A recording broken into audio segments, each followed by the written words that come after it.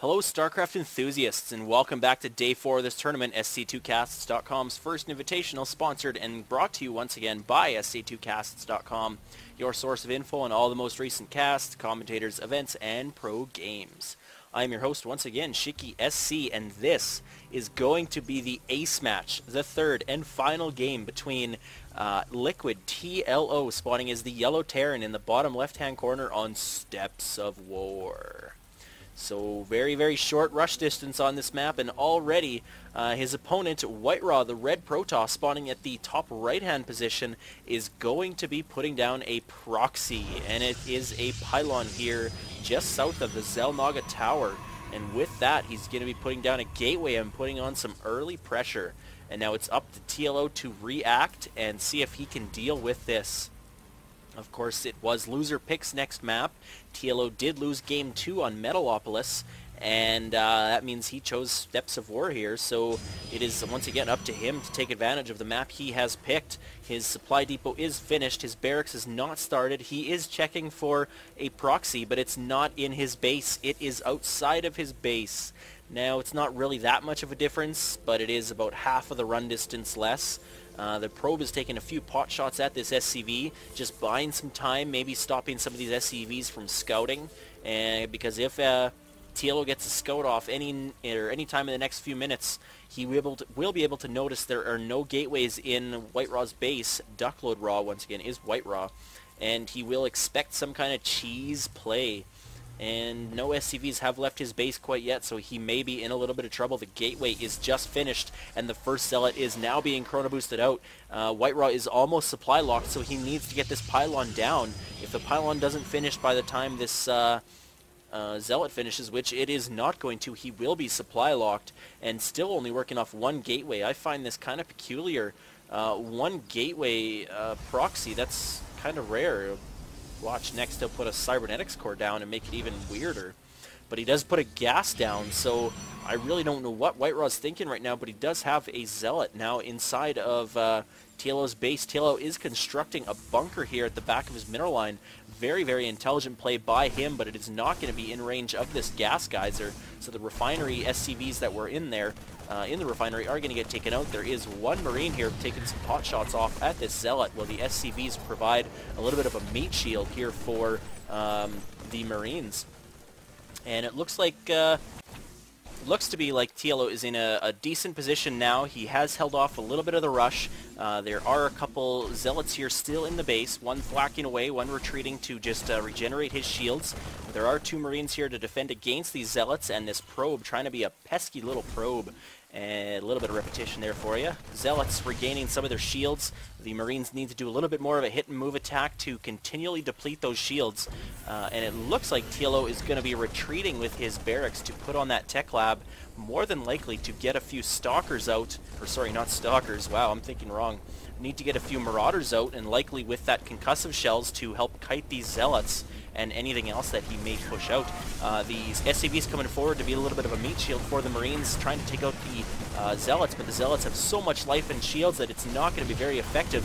The SCVs are very, very hurt right now. They're in the red. If they could bleed, they would be. I think they're kind of mechanical. Yeah, they are mechanical and biological. How does that work?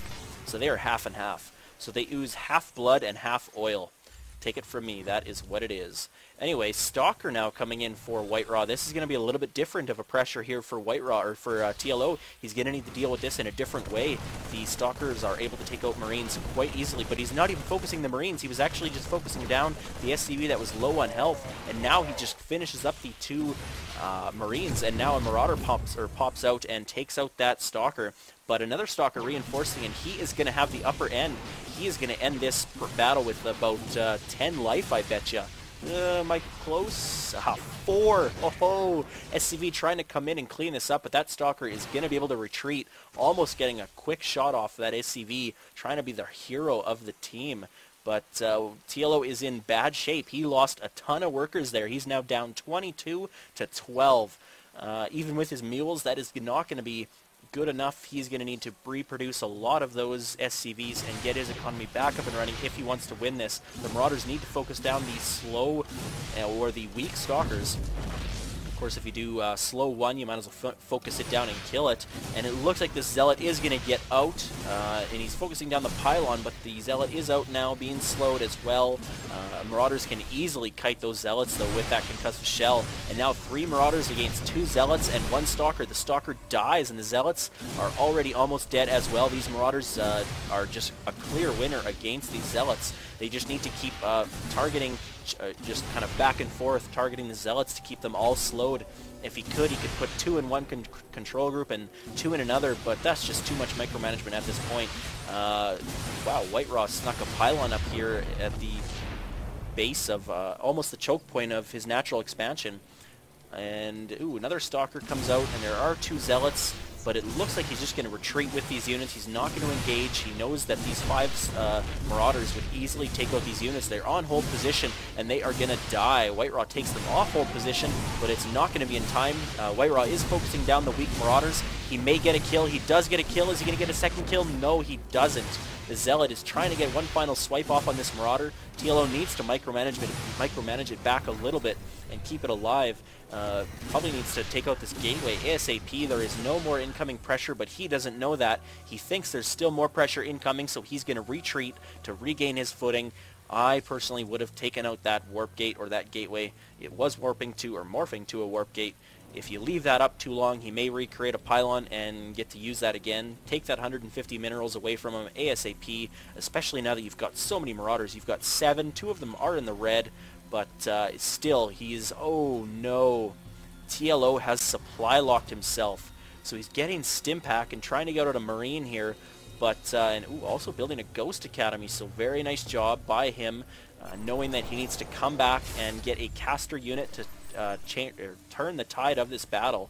The EMP would be a very, very big game turner for him. He is almost caught back up in Harvesters, but if we look at the army tab, WhiteRa's army is just so much more effective with gas. Because of these sentries, that is a phenomenal amount of gas utilized in his composition. If he can have these Zealots absorbing the damage and put up a Guardian Shield, he'll be able to take out these Marauders so easily. TLO realizing this, he is going to retreat. Like I said, once again, come take this out, kill it. It doesn't need to be there. It's just one unit or one building that Duckload Ra should not have on the field. But at this point, the game is slowing down a little bit. You see a little more macro play. The Ghost Academy is up. He is trying to put out another Ghost, but he is supply locked once again. So TLO clearly a little bit thrown off on his game. He's been supply locked 2 or 3 times now. Because of that, he put out 2 supply depots so he could continually produce units, and he's now switched up to 2 Ghosts in production. And if those Ghosts can get out and get their EMPs ready, he may be able to come back in this game. Looking back at the income tab, he's still behind on Harvesters, and he probably always will be for the next foreseeable future. WhiteRa putting up his Nexus, it's about 1/3 of the way done. At the same time, TLO is putting up his command center, about 1/4 of the way done. So kind of neck and neck in that situation. But once again, looking at the army tab, well, it's a little bit closer now. TLO with these Ghosts coming out, that was a lot of gas that he needed to incorporate into his army. And of course, you need to balance your minerals and your gas very well into your army, because gas units tend to be a little more tide turner-ish than just mineral units like Zealots or Marines. WhiteRa does have an observer out on the field. That means he's got a robotics facility, and that means that he's getting immortals. That is already his 2nd immortal, so taking my eyes off that production tab, I missed that. And I don't know what the little... Yeah. Oh, that observer actually must have got scanned and killed, as it is no longer in the field and is no longer in the unit composition tab.